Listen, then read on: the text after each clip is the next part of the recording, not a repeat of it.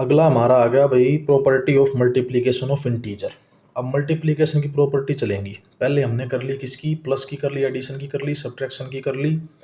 अब आती है मल्टीप्लिकेशन ऑफ इंटीजर की प्रॉपर्टी। तो क्लोजर ऑफ मल्टीप्लिकेशन क्या कहता है? सबसे पहले स्टेटमेंट कुछ उसने दे दी, वो कहता है कि आपको प्रूव करके दिखाना है कि भाई इन दोनों को मल्टीप्लाई, ये दो नंबर जो हैं यहाँ, इन दोनों को मल्टीप्लाई करने से क्या एक इंटीजर बन के आता है कि नहीं आता है, बस इतना बताना है, ज़्यादा कुछ नहीं बताना। ठीक है, तो सबसे पहले अब ये दो तो इसने दे ही रखे हैं, तो हम तीसरे पे आते हैं।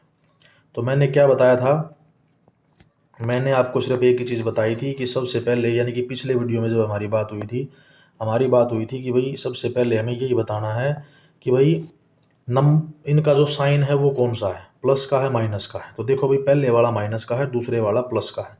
तो माइनस प्लस क्या बनाता है, माइनस प्लस माइनस बनाता है। ठीक है भाई, तो इसका मतलब इसके सामने आएगा माइनस का निशान। अब माइनस आते ही उसके बाद बच गए नंबर। नंबर तो सबको आते हैं मल्टीप्लाई करने। 12 और 12 को 30 से मल्टीप्लाई कर दोगे तो भाई 360 आ गया। 360 आंसर आ गया अपना।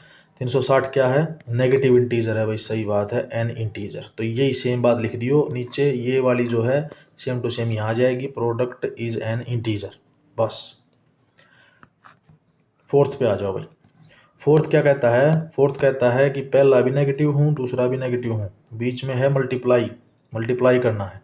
तो माइनस और माइनस मिला के क्या बनाते हैं, प्लस बनाते हैं। तो इसका मतलब मल्टीप्लाई करने पे प्लस क्या आएंगे, वैल्यू प्लस की आएगी।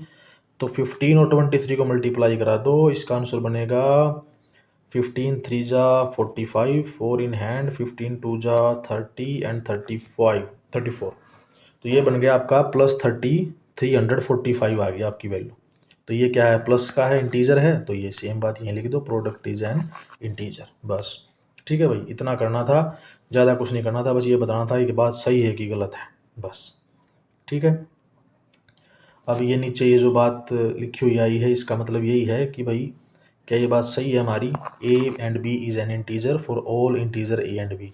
अगर ए और बी दो इंटीजर हैं तो सीधी सी बात है कि भाई अगर वो दोनों इंटीजर हैं तो मल्टीप्लाई करने पर भी क्या बनाएंगे, वो इंटीजर ही बनेंगे। ठीक है, चलो आगे चलते हैं। अब आगे आता है कम्यूटेटिविटी।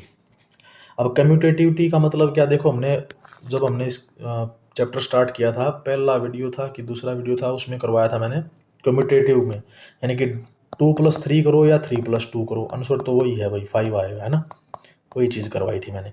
तो इसमें ये सेम वही बात है, इसमें बस वो प्रॉपर्टी थी कम्यूटेटिविटी ऑफ एडिशन की थी, उसमें ऐड कर रहे थे, बीच में ऐड का साइन था। इसमें मल्टीप्लिकेशन आ गई तो इसमें मल्टीप्लाई कर दो बस, और इसमें ज़्यादा कुछ नहीं सोचना।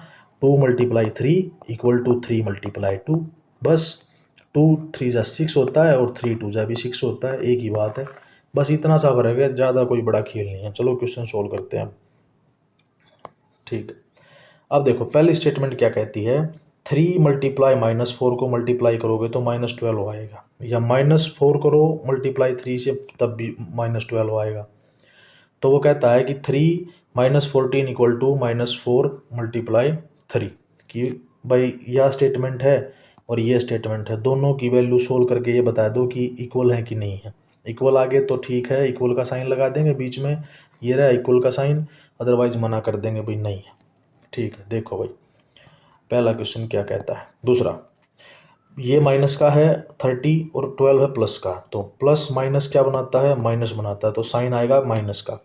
और 12 को 30 से करोगे तो 360 आंसर आ जाएगा। ठीक है भाई, दूसरे पे आ जाओ। 12 प्लस का है -30, -30 माइनस का है। अब इसमें क्या है, ये वाला प्लस का है, ये वाला माइनस का है, तो प्लस माइनस क्या होता है, माइनस होता है, तो माइनस आ गया। और 12 को 30 से मल्टीप्लाई करोगे तो 360 आ गया। तो यानी दोनों की वैल्यू सेम आ गई भाई, सेम आ गई। तो क्या कर दो, ये वाला उठा के यहाँ रख दो और ये वाला उठा के यहाँ रख दो, बीच में लगा दो इक्वल का साइन, बस खत्म। उसके बाद दोनों माइनस के आगे भाई, ये दोनों माइनस के हैं, माइनस माइनस क्या होता है, प्लस होता है, तो प्लस का 150, ठीक है। यहाँ भी प्लस का 150, ठीक है भाई, इंटरफेरेंस ठीक है, दोनों को इक्वल रख दो, पहले ही सोल्व कर रखे हैं, कुछ करने की जरूरत ही नहीं है। ठीक है, उठा के रख दो दोनों वैल्यू बीच में इक्वल टू का साइन। ठीक है, कुछ एक आधा क्वेश्चन जो रह जाए तो भाई अपने आप कर लियो प्रैक्टिस के लिए। अब आता है मल्टीप्लीकेशन बाय जीरो। अब in this question you have to multiply with zero, zero के साथ मल्टीप्लाई करना आपको। अब जीरो के साथ मल्टीप्लाई करोगे तो एक बात याद रखो कि जीरो के साथ किसी की मल्टीप्लाई कर दो वो उसको जीरो ही बना देगा। एक ही रूल है जीरो का।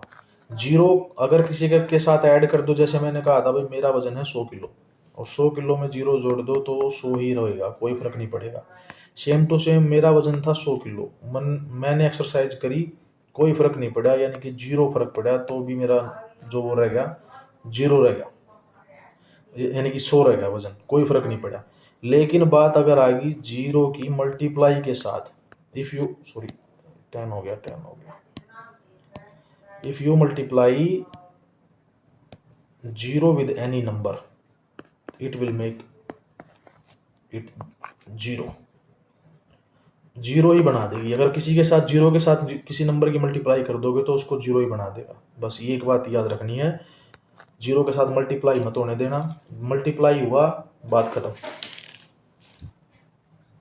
अब देखो यहाँ पे -3। अब यहाँ पे एक बात याद ये रखो कि चाहे आप प्लस वैल्यू प्लस की है चाहे वैल्यू माइनस की है, अगर जीरो के साथ मल्टीप्लाई के साथ आ गया ना तो समझ लो जीरो है। चाहे आपने माइनस यहाँ पे 1000 के साथ जीरो कर दिया तो भी जीरो बन जाएगा, और चाहे आपने 1,00,000 लिख दिया और 1,00,000 के साथ जीरो के साथ मल्टीप्लाई कर दिया तो भी जीरो ही बन जाएगा। बस मल्टीप्लाई मत होने देना। मतलब होने देने का मतलब ये नहीं है कि क्वेश्चन की डिमांड और आप फिर भी नहीं कर रहे, है ना, करना है, बट ऐसे बचाना है उस चीज़ को। अब वो कहता है मल्टीप्लिकेटिव आइडेंटिटी बतानी है। देखो हमने पहले वीडियो में शायद बताया था एडिटिव आइडेंटिटी के बारे में। एडिटिव आइडेंटिटी क्या कहती है? एडिटिव आइडेंटिटी कहती है कि भाई किसी चीज़ में क्या ऐड करूं कि मेरे पे कोई फर्क ना पड़े। तो अभी बताया जस्ट कि भाई मैंने कहा था कि 100 किलो वजन है और मैं क्या ऐड करूं कि कोई फर्क ना पड़े। तो 100 किलो वजन है तो जीरो जीरो ऐड कर दो, कोई फर्क ही नहीं पड़ रहा। सेम टू सेम मल्टीप्लिकेटिव की बात है। तो multiplicative means you have to multiply a number and there will be no effect, कि एक ऐसे नंबर से मल्टीप्लाई कर दो जिसके बाद मल्टीप्लाई करने से कोई फर्क ना पड़े। जैसे 5 को मल्टीप्लाई कर दो 1 से तो कोई फर्क नहीं पड़ा, 5 ही रहेगा। 10 को मल्टीप्लाई कर दो 1 से तो कोई फर्क नहीं पड़ेगा। 15 को मल्टीप्लाई कर दो 1 से तो भी कोई फर्क नहीं पड़ेगा, 15 ही रहेगा। तो ये जो मल्टीप्लिकेटिव आइडेंटिटी है ना वो 1 है, एडिटिव में 0 है। एडिटिव आइडेंटिटी 0 होती है और मल्टीप्लिकेटिव आइडेंटिटी 1 होती है, कि मल्टीप्लाई करने के बाद वही वैल्यू आ जाए सेम टू सेम, तो वो 1 है। और एडिशन की बात करें तो 0 ऐड करते हैं तो उससे कोई फर्क नहीं पड़ता, तो 0 क्या है? Additive identity. ठीक है भाई। अब देखो भाई ये मैं इसको रेज कर देता हूँ, सेम क्वेश्चन है ये, देखो ये सेम है। -4 को 1 से मल्टीप्लाई कराओगे -4, 1 को 8 से कराओगे 8, सेम, कोई फर्क नहीं पड़ा। चलो भाई अगले क्वेश्चन पे आ जाते हैं। अगला क्वेश्चन कहता है एसोसिएटिविटी के बारे में। अब एसोसिएटिविटी क्या थी? अब एडिटिव में मैंने बताया था कि भाई एडिटिव में जब आप एडिशन करते थे आप, एसोसिएटिविटी इन एडिशन, एडिशन में क्या करते थे कि मान लो 3 नंबर हैं a + b + c, और a + b + c, यानी कि मैंने कहा था कि पहले b + c को जोड़ दो या फिर पहले a + b को जोड़ दो, तो आंसर सेम ही रहेगा। आंसर बताया था मैंने 1 + 2 + 3 बताया था, और इधर क्या था 1 + 2 + 3। अब ध्यान से देखो, अगर मैं 2 + 3 करूँ तो 5 आता है, इधर वाला 1 + 5 आ गया, 2 + 3 कर दो पहले 3 आ गया, और ये 3 ये सेम टू सेम आ गया। तो 1 + 5 भी 6 होता है और 3 + 3 भी 6 होता है, तो इक्वल हो गए कि नहीं हो गए? वही सेम बात इसके अंदर है मल्टीप्लिकेशन के अंदर, कि भाई वो कहता है कि पहले 1, 2 और 3, मान लो 3 नंबर हैं अपने पास, कि पहले 2 और 3 को मल्टीप्लाई कर दो, या फिर राइट साइड में लिखो 1 × 2 × 3, कि या ऐसे कर दो, या तो दूसरे और तीसरे नंबर को पहले मल्टीप्लाई कर लो या पहले और दूसरे को कर लो। तो देखो ध्यान से, अब 1 मल्टीप्लाई, अब 2 3 6 होता है, 6 आ गया। 1 2 क्या होता है? 2 होता है, मल्टीप्लाई 3 सेम टू सेम। अब यहाँ पे बच गया 1 × 6 और इधर बच गया 2 × 3, 1 3 जा 6 होता है और 2 3 जा 6 होता है, तो आ गया ना आंसर, वही सेम है। ठीक है, तो इसका मतलब क्या है कि पहले या दूसरे तीसरे की मल्टीप्लाई करो, या पहले दूसरे की करो, बाद में तीसरे को भी मल्टीप्लाई, जब तीनों को मल्टीप्लाई करना है आपस में, चाहे पहले दूसरे को करो, दूसरे तीसरे को करो, या पहले तीसरे को करो, आंसर सेम ही रहेगा। ये है एसोसिएटिविटी ऑफ मल्टीप्लिकेशन। ठीक है, यही सेम चीज़ मैंने बता दिया आपको। ठीक है, चलो अब इस क्वेश्चन को कैसे करोगे। इस क्वेश्चन में देखो ध्यान से, इसमें 7 प्लस का मल्टीप्लाई -6 और मल्टीप्लाई 7, यहाँ पे क्या कर रखा है, यहाँ पे 4 को बाद में कर दिया। ठीक है, 4 को बाद में कर दिया, तो यहाँ पे 7 मल्टीप्लाई -6 करके ऐसे ब्रैकेट में कर दो बस, और कुछ नहीं करना, ज़्यादा कुछ नहीं सोचना, इसमें सेम ही रहेगा।